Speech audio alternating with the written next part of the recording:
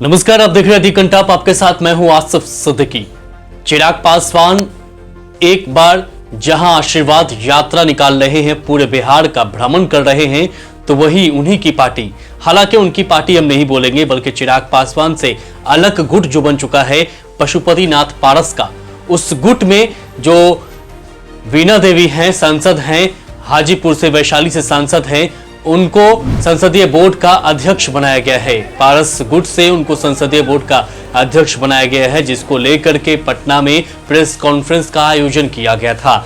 जब press conference का आयोजन किया गया तो पत्रकारों ने सवाल किया कि संसदीय बोर्ड के अध्यक्ष जो हैं चिराग पासवान है, लोजपा अपने गुट के चिराग पासवान अकेले हैं, जिस पर वीणा देवी ने सवाल के जवाब में ये कहा कि चिराग पासवान अकेले हैं, हालांकि वो पार्टी के सांसद जरूर है लेकिन अकेले हैं, तो ऐसे में संसदीय बोर्ड के अध्यक्ष वो कैसे हो सकते हैं। चिराग पासवान जी भी हमारे लोजपा के सांसद हैं, जैसे मैं हूँ वैसे भी सांसद हैं। राष्ट्रीय अध्यक्ष किसको मानते हैं? हम तो मानते हैं पशुपति, नहीं, हमारे पार्टी के राष्ट्रीय अध्यक्ष जी हैं पशुपति कुमार पारस जी हैं राष्ट्रीय अध्यक्ष। चिराग पासवान जी कह रहे हैं कि पार्टी का सिंबल मेरे पास है, तो संसदीय तो पता चल जाएगा 12 तारीख के वो मेरे पास आ रहे हैं। अकेले सिंगल कैसे बन जाएंगे?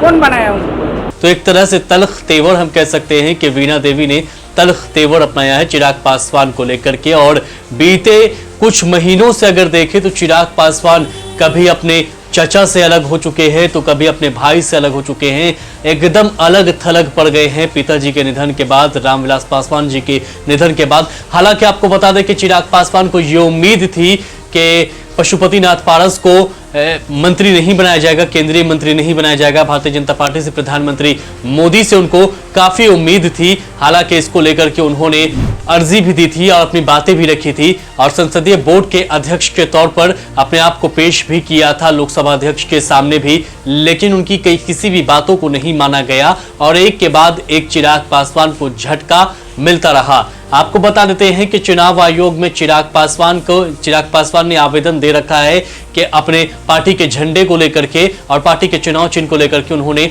आवेदन दे रखा है कि कौन इसका असल हकदार होगा। दूसरी तरफ पशुपति नाथ पारस ने भी आवेदन दे रखा है, लेकिन देखने वाली बात यह होगी कि सबसे ज्यादा जो सांसद जो हैं वो पशुपति नाथ पारस के पास है। हम ये भी कह सकते हैं कि चिराग पासवान अकेले सांसद हैं। आपको बता देते हैं कि जमुई से सांसद है चिराग पासवान और अकेले हैं, एकदम अलग थलग हैं, हालांकि कुछ कार्यकर्ता जो हैं उनके साथ है। लेकिन दूसरी तरफ अगर हम बात करें पशुपति नाथ पारस की, तो वो लगातार पार्टी को मजबूत करने में जुटे हुए हैं। अभी आकाश यादव की अगर बात कर ले तो छात्र राजद के वो नेता थे आकाश यादव, तेज प्रताप यादव के काफी करीबी माने जा रहे थे, लेकिन जगदानंद सिंह से विवाद होने के बाद, बहस होने के बाद, तेज प्रताप यादव के साथ जगदानंद सिंह का जो विवाद हुआ था, जो बहस हुई थी, उसके बाद जो है आकाश यादव को लेकर के ही बहस हुई थी, जिसके बाद जो आकाश यादव ने राजद का दामन छोड़ करके लोजपा का दामन थामा था।